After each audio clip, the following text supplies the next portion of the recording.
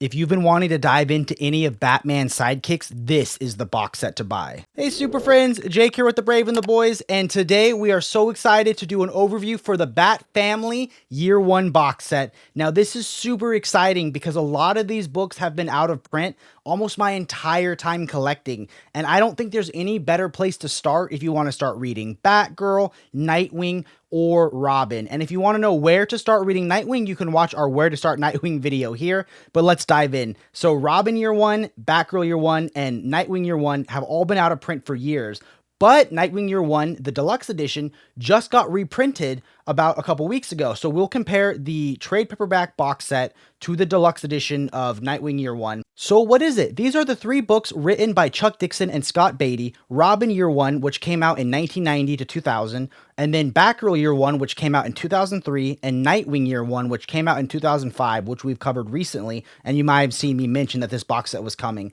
But these are all three Year 1 storylines of Batman's sidekick. So Robin tells the story of Dick Grayson and his early years as Robin, and how he learns that it's not all fun and games, and it's really serious being a vigilante. It's followed up by Batgirl Year 1, which was my personal favorite of the three. In Batgirl Year 1, you have Barbara Gordon, who's always underestimated because she's young and skinny and a woman, and she's pushed around a lot, and no one really expects that she's tough or a fighter. She's told by her dad that she can't be a police officer, and she's told by Batman and Robin that, hey, you can't be a vigilante. But what does she do? She puts on her mask anyways and fights and breaks the glass ceiling of being a vigilante. And then you have Nightwing Year 1, which tells an abridged story of Robin getting fired as Robin from Batman, and then finding his identity in Nightwing and learning to form a relationship with the new Robin. So now that all that's out of the way, and now that I said it's perfect for new readers, let's dive into a few moments from each of the books, show you the art, and take it from there. So guys, this is our overview of the Batman Family Year 1 box set. So on the front, you're going to see this cool cover that combines, that looks very much like the Year 1 Batman, and this is the Batman. This is the Robin from Year 1, and this is Nightwing from Nightwing Year 1. And here you get some Jarvis Tech or the Mad Hatter, who you see in Robin. So this is going to retail at a price of about $60. And you do get about 600 and something pages for that, you know, split over three books. And now we'll look at the spine. It does say the Batfamily Year 1 box set. You get a little leaflet. And you get Batgirl. So like I said, this is a box set that collects all three. Now we're going to see here, you can see the three spines. Let's take them out and give you guys a little overview shot. So here is the first one, Robin Year 1, which came out in 1999 to 2000. So it starts off with criminals upset about getting beaten by Batman and Robin. And I love this art. It's so iconic. But the only thing about this is I'm not the best cursive reader, and there's a lot of cursive in this book whenever Alfred is narrating things from a letter about the time. So you get to see some of young Dick Grayson in school playing basketball, stuff like that. And you get this guy giving out free headphones who looks a lot like the Mad Hatter. And one of the girls takes the headphones, and what do you know? She walks into a van. So I love this art. It feels so timeless, and totally is a great book to read after Year 1 of Robin being carefree. And I love that Commissioner Gordon doesn't really trust, why is Batman hanging out with this child? He's like, dude, if anything happens to this kid, you know, you're going to pay for it. So that girl's gone missing, and Dick Grayson is going undercover at school trying to find out. And he starts to find out about the kidnapping of the young girls.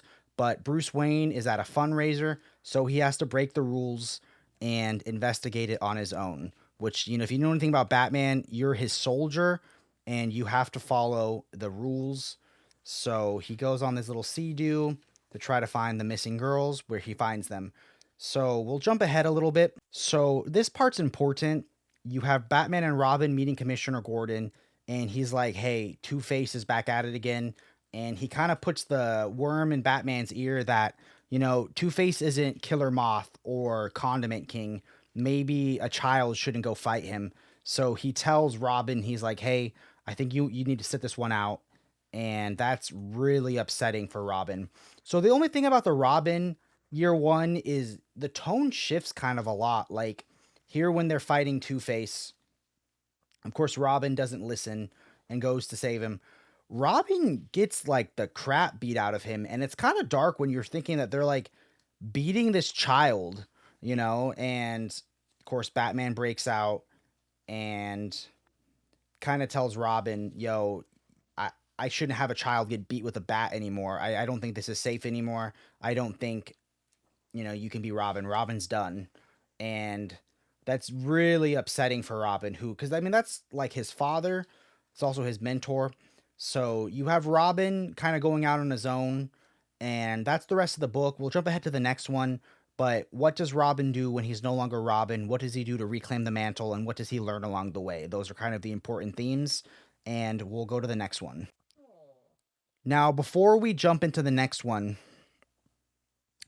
let's see if there's any extras.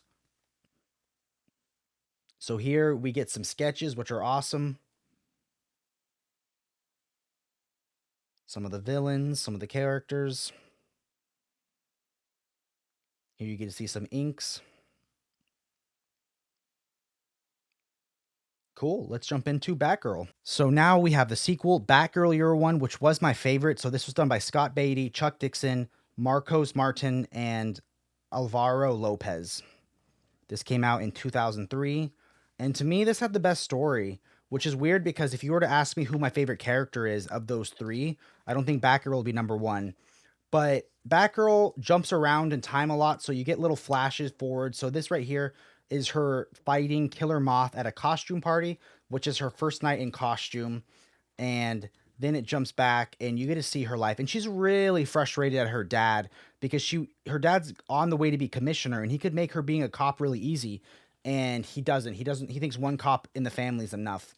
So you get to see her life. She has this weird coworker who's always trying to get at her. She takes a lot of karate fighting, but of course, just like every other guy in her life, the karate instructor doesn't believe in her because she's young and scrawny and weak, but she kicks the crap out of him. So, what she decides is, you know what? I am going to do an audition letter.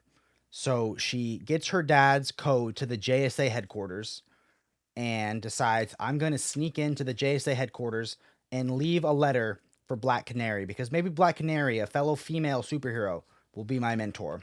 So you get this awesome sequence of her jumping in and covering her tracks and jumping ahead. You get Ted Grant coming out and saying, "Yo, we're not going to send your letter and you're out of luck." But what I love this moment is you see Dr. Fate appear and he goes, "What do you see in her future?" And he says, "I see triumph and tragedy." And if you know anything about Batgirl, that's definitely the two words to talk about her life, which is triumph and tragedy. So let's jump ahead a little bit. So she fights Killer Moth a lot, and you also get the rise of Firefly, which is pretty cool. Kind of makes me wish we had seen the Batgirl movie, but Warner Brothers hates us. What I love about this though is for some reason Batman acts like he's not approving of her and Robin acts like he's helping her in secret. So they give her some gear, they give her testing, and she really earns her spot. So you'll have to see how she overcomes all the haters and the doubters and becomes a vigilante and a full member of the Bat family, but you'll have to read it. Let's jump into the last one. But let's check extras first. So now that we're at Nightwing, let's compare it to the deluxe edition.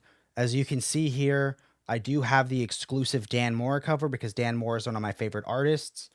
And, some people feel strongly that the art on the cover should match the art on the book. We'll go here. As you can see, it is going to be oversized. So I will upgrade in a second when Batgirl and Robin Year One come back into print. But you know what? I'm happy to have the box set now. So here you can compare the two sizes. Obviously, this is going to be better. But you know what? If this is a more accessible way for new readers, this is an awesome, awesome way for me. The story starts out with Robin and Batman fighting Clayface, who has kidnapped a small child, a little baby. And Batman is just not really nice to Robin in this book. the whole thing is he's like, you're late. And he's like, I was with the Titans. We just saved the world. And he goes, Gotham's a war. And, you know, there's definitely just some growing pains between the two of them. So moving along, they fight Clayface and they're fighting, and Batman fires him. He says, "You're fired, Dick. Get out of my cave." So Nightwing has to go on a journey, and what does he do? He goes to meet Superman first. So I love that they tied the Nightwing name into Superman's origin story. I love this scene of Lois Lane wondering why is Bruce Wayne's ward visiting him, and they're like, "Oh, we're hockey fans," and she's like, "You don't know anything about hockey." So that's cool. And he tells him the story of the Kryptonian hero Nightwing, which gives him the idea for the name. So I wasn't the biggest Scott McDaniel fan, but I do like the Scott McDaniel art a lot more. Let's jump ahead. So now you have Dick returning to Haley's Circus and talking with Boston Brand, getting an idea for a costume. And along the way, you have this new Robin, Jason Todd, starting to become a Robin. So I won't show you much more in this. Here you see him wearing his first idea of what will become the costume. But along the way, he gets tested in a gauntlet to see if he's truly ready to be his own hero and to see if Jason Todd is ready to be the next Robin. Let's go ahead and jump into my final thoughts. I was going to say, and that brings this video to a close, but my wife is staring right at me and she always roasts me. So I'm going to say, that's all we have for you folks. So this was our overview of Batman Family Year 1. If you want to pick this book up, you can do so at Organic Price Books. There you can save $2 with the code Braveboys, or if you're buying 4 or more, you can save 5% with the code Braveboyssit. I also want to give a huge shout out to our Discord. We're gearing up to do our next book club, which is Geiger. There's a lot of comic book nerds in that Discord, so it's good for new readers and old readers alike. And lastly, I want to give a shout out to our Patreon. If you do want to support these videos, you can do so at $3 a month, which is less than the price of a single comic book, and it helps keep the lights on here, because without you guys, there's no way we could keep the lights on. So please, callers are standing by. So go ahead and like the video, smash that like button, click subscribe, ring that bell for notifications, and keep reading and stay brave.